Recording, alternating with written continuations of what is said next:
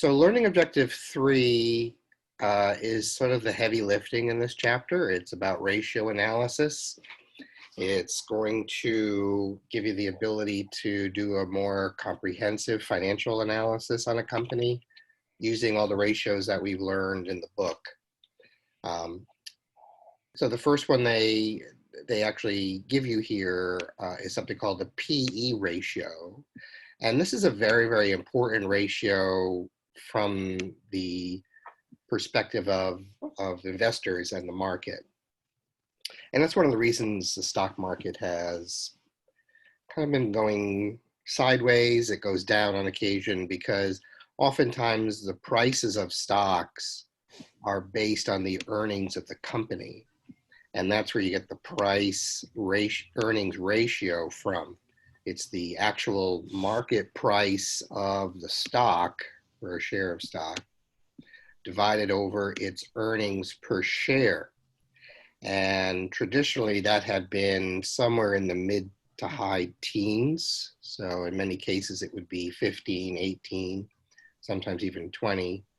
And that meant that basically that the price of the stock compared to the earnings of the stock were this ratio. So 15 times earnings means for every dollar that the company had in profit, the stockholders or the people that are investors are willing to pay 15 times that to buy the stock.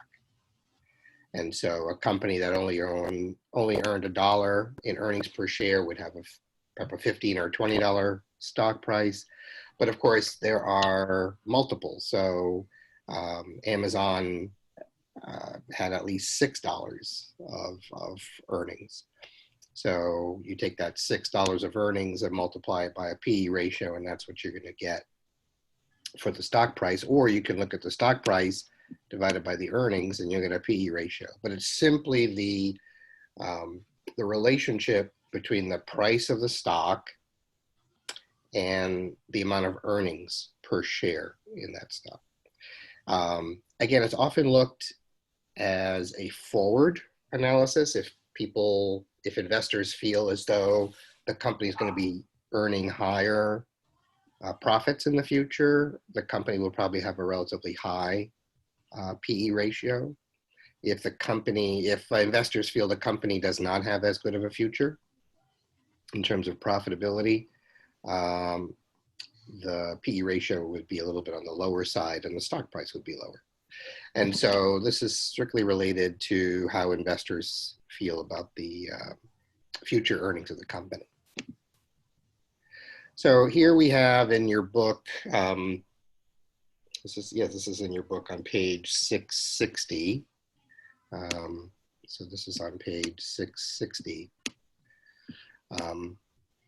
What you have here is a list of companies, the earnings per share for whatever year that this book is looking at, and it doesn't say off the top of here what the year is being used. And if you look at the price of the stock compared to the earnings that are shown here, the price of the stock is a multiple of the earnings. And so as you see here, even though Google has almost a $30 per share earnings, investors are willing to pay 27 times that to buy the stock. That's a very high PE ratio. And it really reflects the fact that Google's future as a tech giant is quite settled. So, at least it looks settled right now. And so, and of course, if you're earning almost $30 per share, you're a highly profitable company. And so there's no wonder the stock price is so very high, because investors are willing to pay that high price because they feel the earnings are going to continue. I would be a little bit concerned if I were Skechers. Skechers here did have a earnings per share of $2.70, almost 75 cents per share of its profit per share. But as you see, the PE ratio is 34, which means the price of the stock is 34 times the earnings. And so when you take that into consideration, it's higher than Google, right? It's higher than Southwest. It's higher than Nike. Higher than Apple. I don't know if Skechers' future looks that bright.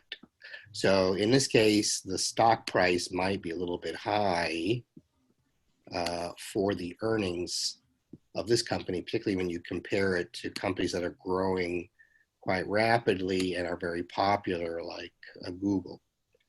On the other hand, Apple's PE ratio at 15 is below all the other ones. And so maybe Apple's stock price is too low because investors are only paying 15.6 times its earnings to be shareholders, where for Google, they're paying 27 times that, or Skechers 34 times that. So investors look at PE ratios and different ways to analyze things, but that's just a little sample. And then of course, your book mentions all the ratios that we have gone over before. The liquidity ratios were introduced, I think they were introduced way back in chapter 2, current ratio and working capital. So working capital and current ratio both look at current assets and current liabilities. Working capital is simply the difference between those two numbers. And the current ratio is looking at those two numbers as a fraction. Current assets over current liabilities is your current ratio. And so those two were the very first liquidity ratios we looked at. Often what's important is how quickly inventory is sold, because what does inventory become to a company once it's sold? Well, it becomes cash. So in essence, it should be part of the liquidity ratios, because in essence, you're turning the inventory into cash. And so how liquid is your inventory? And so the inventory turnover ratio and the days in inventory, these two we went over in chapter 6. And so those are important because, again, when we sell inventory, it's going to turn into cash. And then, of course, in chapter 8, we looked at receivables, and here we have accounts receivable turnover.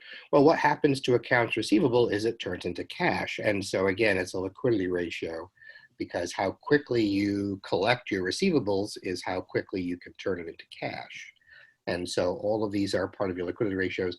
All of them we've seen before. So the first two we saw in chapter 2, the inventory ratios we saw in chapter 6, receivable ratios we saw in chapter 8.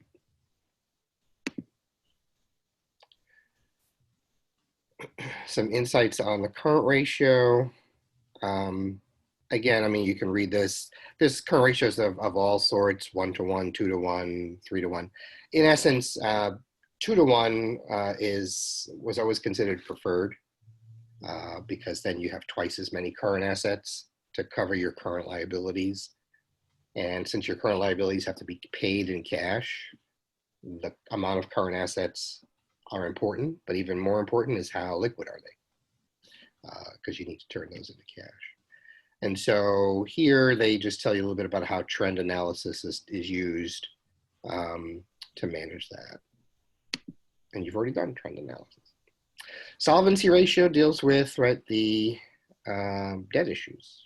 Right. And so we had, we had a few that we looked at here. For chapter 10, we looked at debt to asset ratio, which was your total liabilities over your total assets. And we also looked at something called times interest earned, right? So compared to the interest expense of the company, right, how much of their profit is able to cover that plus the interest expense plus the income tax expense. So it's just a ratio showing how many times over the profit covers their interest costs. And then in the last chapter, we looked at free cash flow. Well, actually, it was introduced in the last chapter. I'm not sure we actually looked at it. But now that you understand the cash flow statement better, you'll be able to understand this without too much of an issue. So free cash flow basically is the net cash that has been provided by your operating activities. We took a lot of time to figure that out in Objective 2. We subtract out those capital expenditures, right? So those investing activities that are specifically for capital purchases, property, plant, and equipment purchases. And we subtract out the cash dividends. The difference is considered what we call free cash flow. And that's important because you can do a lot with cash. You have lots of choices in how to use it. Certainly managing debt levels is one of those choices. In your profitability ratios, we've seen this before. We looked at earnings per share. Actually, that was back in chapter 2 as well. When we looked at if the company made a profit, right, how much would each average shareholder get of that profit, assuming we break it down that way. Again, we subtract out preferred dividends. As you know, 94% of the time, that number is going to be 0. So it really is just looking at the net profit of the company divided by the average shares outstanding to see how much my share of ownership would have received in the earnings. And that's something we compare over time. Earnings per share, we look at over a time period. So there's some trend analysis there because we want to make sure that our share of ownership is getting more and more of the profit every quarter, every year, right? And that's a good way to do the trends. We looked at price earnings ratio a little bit earlier, but that's part of this profitability because the earnings per share is going to be reflected in the market price of the stock. So how much investors are willing to pay for the share of stock will be oftentimes based on their profitability, their earnings per share. And then way back in chapter 5, when we looked at merchandising, we learned about the gross profit rate and the profit margin, which is net profit. How much of every dollar is their gross profit? How much of every dollar is their net profit? So those are profitability ratios. So those are very, very important. Again, you've seen those before. There's no problems there as well. We've also seen, when we looked at chapter 9, we saw return on assets and asset turnover. Are we using our assets to generate sales? That's asset turnover.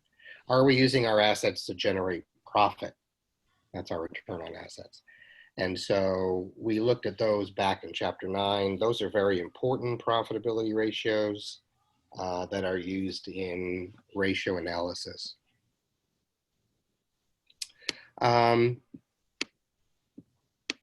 We also looked at, actually, all this is, I think this is also chapter 9, yes. No, actually, this is chapter 11. Ooh. So we have the payout ratio, how much of their net income is paid out as cash dividends. So it's the cash dividends compared to the net income as your payout ratio. This one's also, the one on the bottom is very important. The return on common stockholders' equity is very important because you're looking at the net profit of the company divided by the equity in the company. And so that becomes a measure specifically for common stockholders to say, you know, is the return on this working out quite well for us? And oftentimes that's more important than a couple of these other ratios. All right, another investor insight box talks a little bit about your rating companies. So like I had mentioned, there are a few companies that actually specialize in financial analysis, part of which you're going to be doing in this chapter. They do use ratio analysis. They do use the vertical and horizontal analysis that we learned already when they perform financial analysis on these public companies. So these are three really big and popular companies that do that. Moody's, Standard & Poor's, probably a very popular one because of the S&P 500, and Fitch, another company that does financial analysis.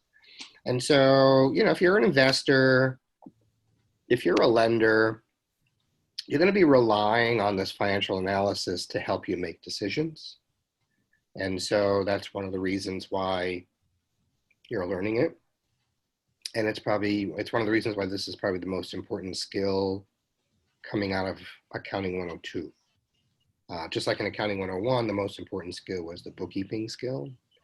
In Accounting 102, you've been doing analysis now all semester. This is the reason why you're doing it. Right? Now, this is important in one sense because Moody's, Standard & Poor's, and Fitch, okay, actually contributed to the 2008 financial crisis, because what they did was their research reports particularly on mortgage-backed securities and things like that, were not accurate. They actually presented them as low-risk investments when in fact they were higher risk. As you know, that's one of the reasons that things fell apart, were these mortgage-backed securities. Okay. And so that led to some conflict of interest issues and other things that investors kind of look at and say, well, they're good, but they're certainly not perfect. All right, and the appendix here shows us how to use ratio analysis to evaluate a company. This is what your project is on. This is basically what your project is on. We've already looked at the different types of ratios: liquidity, profitability, and solvency ratios. You're going to be seeing those again. We already know that we can compare within the company. We can compare company to company. And of course, we can compare with the industry. Okay. We're going to look at Chicago Serial's information doing this ratio analysis. And if you're in your book and you want to follow along, it would be a bad idea. This starts on, page 666. Oh, but this is going to be your lucky number this time. See, 666 in accounting is a lucky number. Everywhere else, it's like, you know. But here it's lucky. So I'll just put it that way. Hopefully you think the same way. So again, this is Chicago Serial. This is their comparative balance sheets for 2013, 2014. We need some of this information for some of our ratios. We also have their income statement for 2013 and 2014. Again, we need some of this information to calculate those ratios. And here is their cash flow statement that's listed here. And of course, we need some of this information for a couple of the ratios that we were introduced to. So, ratio analysis, how it works. Well, it basically is a financial analysis based on a few major things, right? The liquidity of the company, the solvency of the company, the profitability of the company. And it provides us with a whole list of numbers to show the strengths and weaknesses in these areas for various corporations that we do this on. Okay. So the garbage man is coming, and so the dog is barking. All right. So across liquidity ratios, the short-term ability to pay bills. So the ratios that we looked at include the current ratio. Well, you haven't seen the current cash debt coverage yet. Accounts receivable turnover, average collection period, inventory turnover, and days in inventory, all our liquidity ratios. So here we have the Chicago Cereal Company current ratio compared to the General Mills Company current ratio. And for 2014, it's the same. Their current ratio was 0.67 to 1, which means that they have 67 cents of current assets to cover every dollar of current liabilities. That's very low, right? But, you know, compared to, at least for Chicago Cereal, compared to 2013, it's better because they had 60 cents per dollar in 2013. At least they have 67 cents per dollar now in 2014. And it equals what General Mills has for that same period of time. The accounts receivable turnover, again, how many times per year are they turning over their receivables? Now, if you're assuming that they are giving people 30 days to pay, you would want them to be collecting at least 12 times a year, because there are basically 12 30-day periods in a year. And so 12 times a year would be a good receivable turnover to have, okay? When you look at Chicago Cereal for 2014 versus General Mills for 2014, they're very close. But General Mills, excuse me, is doing a bit of a better job collecting their receivables more quickly.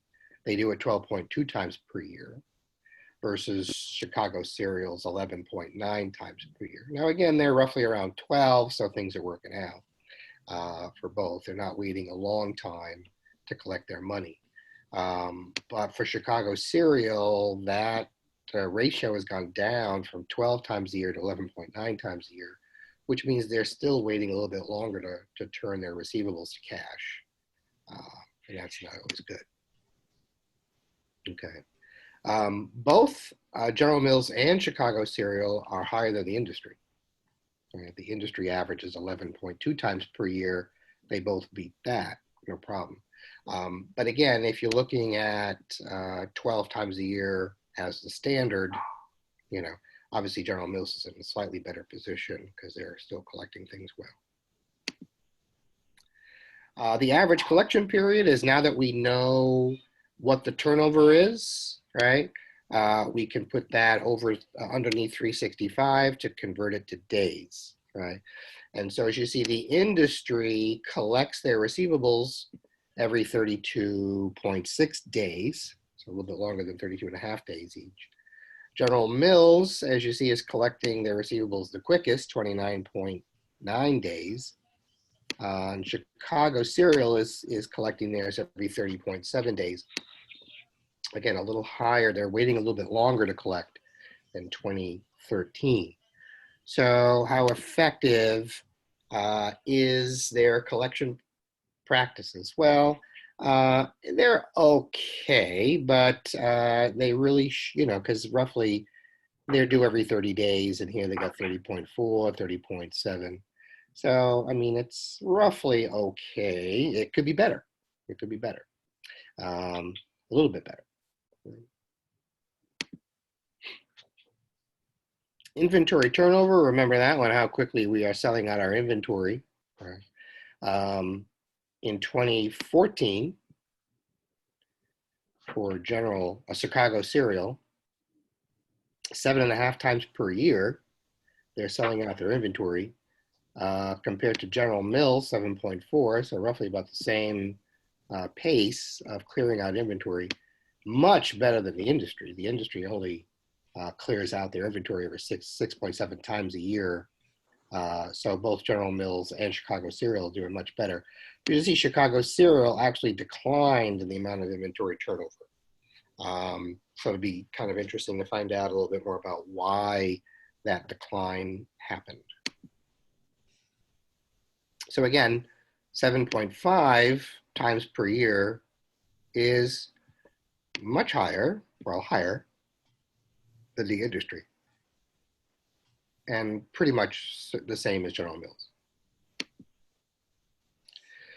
now that you have the days in inventory, sorry, you know, you have the inventory turnover, you can convert it to days by putting that ratio under 365. As you see, the industry here is selling out their inventory roughly every 54.5 days. General Mills, 49, Chicago Cereal, 48.7. So they're very, very close. But again, Chicago Cereal used to be selling out their inventory every 46 days. They've been selling out now every 48, so it's a little bit lower. Okay. So the average selling time of 49 days, which 48.7 rounds to 49, is much faster than the industry and similar to General Mills, although General Mills is doing okay, a little faster. All right, so solvency deals with debt, you know, the debt paying ability of a company, how it's managing its debt, both short and long term, is part of what solvency deals with. Again, all of this is listed in the appendix to chapter 13. It shows you step by step each of these that we're going over here today. So everything that I'm going over in this slideshow is actually directly from the book. That's good news. So here your debt to asset ratio compares the amount of assets you have to the amount of the amount of liabilities you have to the amount of assets you have, and expresses it as a percent of total assets. So as you see, the debt to asset ratio for the industry is 55%, which means 55% of their assets are financed by debt. Okay. Same thing with General Mills here. 55% of its assets are financed by debt. But as you see, Chicago Cereal has a lot more of its assets that are backed by debt. And so this creates a higher debt to asset ratio. Although it's got better from 2013, 81%, to 2014, 78%, that's still a very heavy reliance on debt to purchase their assets, certainly compared to General Mills and the industry. Okay, so the ratio of 78%, as it says here, says that Chicago Cereal would have to liquidate 78% of their assets in order to pay their debts, whereas in the case of General Mills, they would only have to liquidate 55% of their assets to pay all their debt. So it's much higher, and so the risk here is a little bit higher. Times interest earned, right? So how many times can they pay their interest payment per year from their earnings, roughly? Okay, so the ability to meet interest payments, usually that happens from profit. And so the industry has 5.5 times as much profit than interest payments. Chicago Cereal has 5.8 times as much profit than its interest on its debt. The best positioned is General Mills because their profit, in essence, will cover almost 10 times what they pay in their interest expense. So they're the big winner here. Chicago Cereal is in a better position than their industry overall, slightly. So as it says, is Chicago able to service its debt? Yes, it is. The ratio indicates income before interest and taxes was 5.8 times the amount needed to cover their interest expense, okay, for those years. So free cash flow is this is a new one. We did see it briefly in chapter 12, but it wasn't covered per se in terms of your homework, but it comes in now. Okay, so free cash flow tells us a bit about, does the company have enough cash to pay dividends and enough cash to continue expanding its operations. And so that is why we start with the net cash provided by operating activities and then subtract out the capital expenditures, which help expand operations, and subtract out the cash dividends, which of course is how they pay dividends. So if they subtract those two out and there's still free cash flow left, it's usually a good thing. Okay, we don't have the information from the industry, but what we do have is information from Chicago Serial from 2013 and 2014, and General Mills. As you see, it's all on the positive side. They do have free cash flow after paying dividends, after paying for their capital expenditures. Obviously, General Mills at almost $900 million, almost $1 billion, has a lot left over. But Chicago Serial is doing better because they went from $507,000 in free cash flow to $556,000 in free cash flow. So within the company, year to year, they improved. I don't think you can really compare it to General Mills. It's a very different type of thing. So again, cash for Chicago Serial, cash provided by operations, was more than enough to cover, right, their capital expenditures and cash dividends, and have plenty of cash left over for various things, free cash flow left over. Profitability ratios here, there are many. Return on common stockholders' equity, which actually looks at return on the assets and the leverage, asset to asset ratio. We also look at profit margin and asset turnover to better understand how our return on assets are going. So here is a, and we have to go here to page 6. This is page 672. Starts on 672. And it keeps going. Okay. So that's the page number in the book. So here we're looking at this particular ratio, return on common stockholders' equity. So we need the average common stockholders' equity, and we're going to divide that by net income because, like I said, 90% of the time, preferred dividends would be 0 anyway. So oftentimes it's just the net income divided by average equity. The industry is at 19%, which is pretty good. General Mills is much better. 25% is better. But look at Chicago Serial. Their stockholders' returns on their equity is huge, huge, almost double what it was for General Mills, and more than double what the industry produces for its stockholders. So in essence, Chicago Serial stockholders should be pretty happy with this profitability measure because their stockholders' equity is earning quite a return for them. Return on assets looks at how much profit, right, your total assets are providing. And so for the industry as a whole, the industry is providing a return on assets of 5%. So that's 5 cents of profit for every dollar in average total assets. That's the standard for the industry. General Mills is doing better than that. They return over 6 cents of profit for every dollar in total assets. But again, Chicago Serial here is just blowing everybody out of the water. Particularly that 2014 number is amazing. 10% return.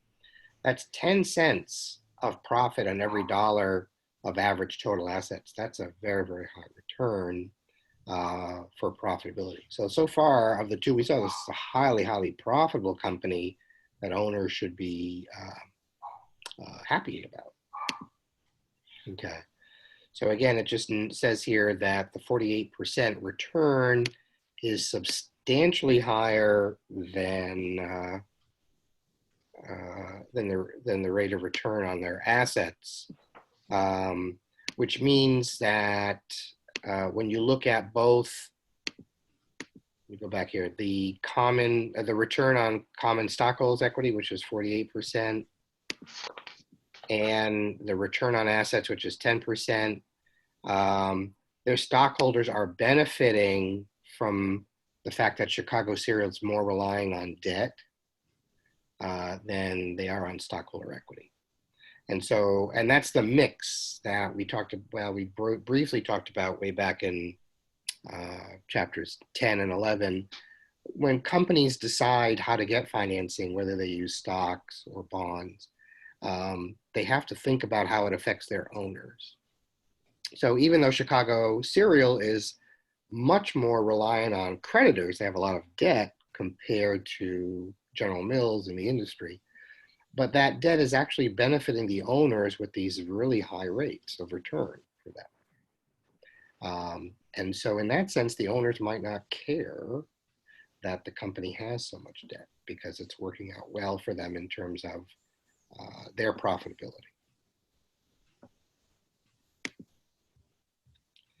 Profit margin, as you know, how much net income compared to net sales. The profit margin for the industry as a whole is 6%. So for every dollar in sales of the cereals, they're keeping 6 cents as a profit. For General Mills, it's 8%. As you see for Chicago Serial, it's over 9%.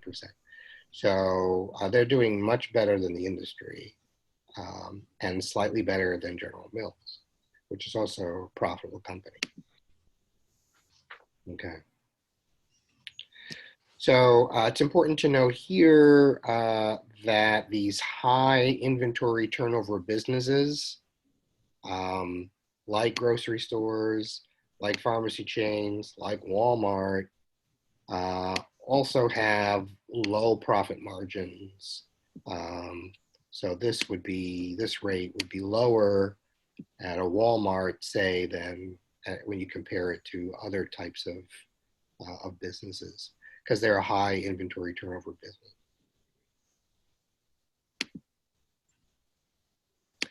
Asset turnover, right? Are your assets generating sales?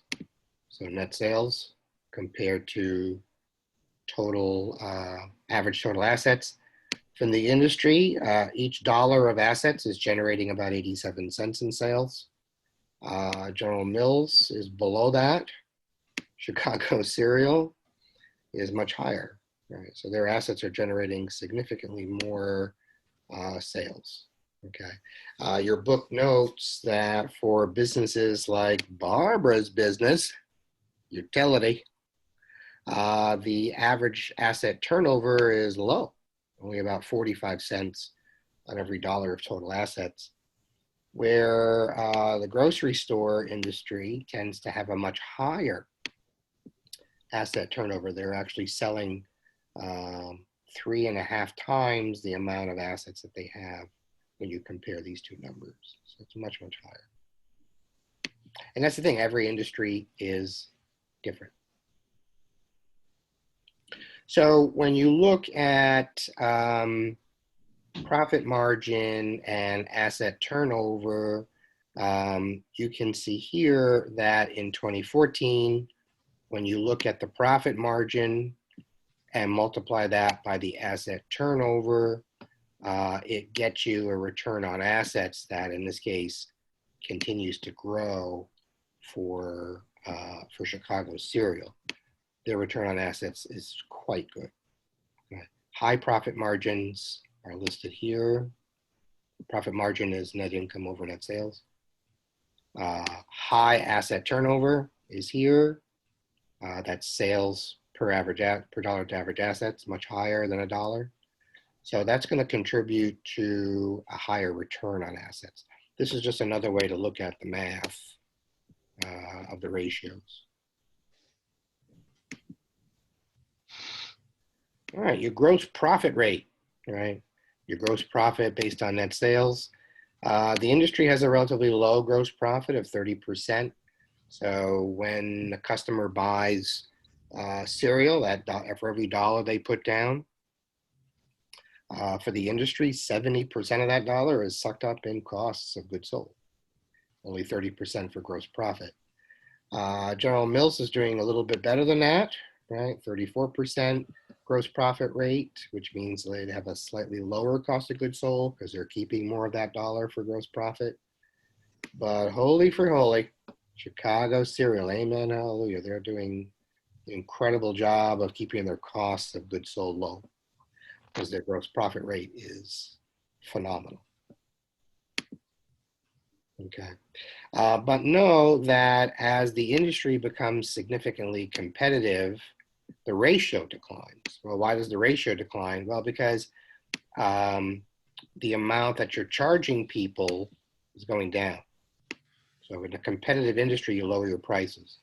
If you lower your prices, your denominator is getting smaller. And guess what? So is your gross profit. So the ratio is going to be declining. Earnings per share is listed here. So now we've jumped all the way over to page 675. So this is on page 675 that shows this. Ooh, I'm not getting any better writing with my finger. I don't know. So here we have our net income minus preferred dividends, which again, 92% of the time will be zero. So how much of that net income is going to go to the average common share outstanding? And so that's what earnings per share tells us.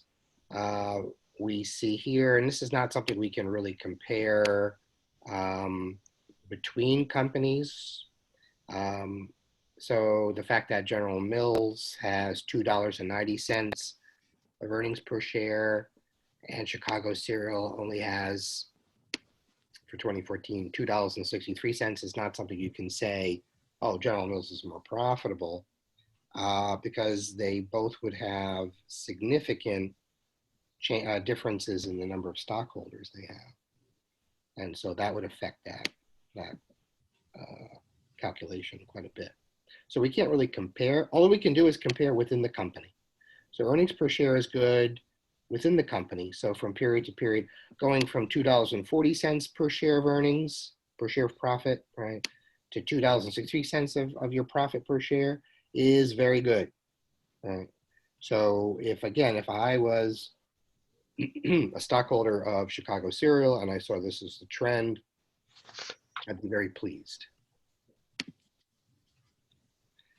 And again, the price earnings ratio looks at the price of the stock. So that's the market price of the stock, and divides that by the earnings per share number that we just looked at.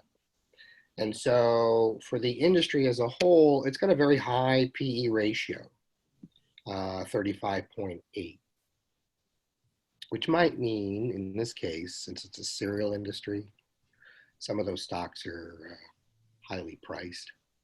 I don't see the huge profits that are going to generate huge earnings to support that PE. So it's probably, was probably overpriced in 2014. As you see here, General Mills has a slightly higher PE ratio than Chicago Cereal, which again reflects investors' confidence that General Mills will be producing higher earnings per share in the future, and thus it's reflected in a higher stock price. It looks as though Chicago Cereal stock price, whatever it is, has stayed relatively stable because their PE ratio is basically the same. Okay. So again, one way to interpret PE ratio, a low PE ratio means that the market or investors are less optimistic than, say, a higher ratio. Okay. It might also signal, like I was mentioning before, that the stock could be underpriced. If the industry is at 35 and everyone else should be at 35, then you buy these stocks because they're going to go up in price. Okay. And that's what that theory would be doing. You know, if this is if this shows that stock prices should be at 35 times earnings, and this is only at 24 times earnings, this is only at 20 times earnings, well, that stock price is going to get a lot higher to reach this ratio. So the stock price will go up. So again, it depends on how you want to look at it.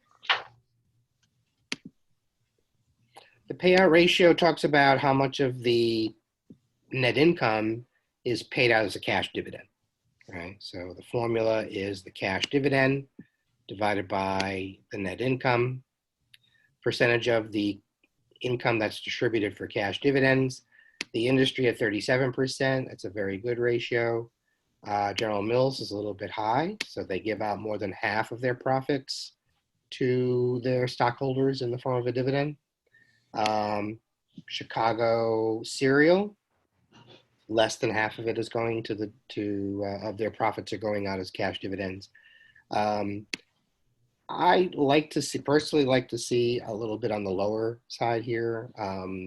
So the fact that the industry is 37% is good to see, because they're basically giving out, for every $3 that they've earned in a profit, they're giving $1 as a dividend to their owners, and they're keeping $2 in the company. So that's a pretty good ratio. I kind of like that. General Mills is giving over half of it away. I don't know how sustainable that is for a period of time. But again, General Mills is a multi-billion-dollar company, so it might not matter. Chicago Cereal is small comparatively, so giving out that much of their profit as a dividend may not be sustainable. Again, over a longer period of time, you get a trend, and you can see how that works. Okay, and then this is about IFRS, which we're not doing. So that's wonderful, wonderful, wonderful. So I'm going to stop the recording.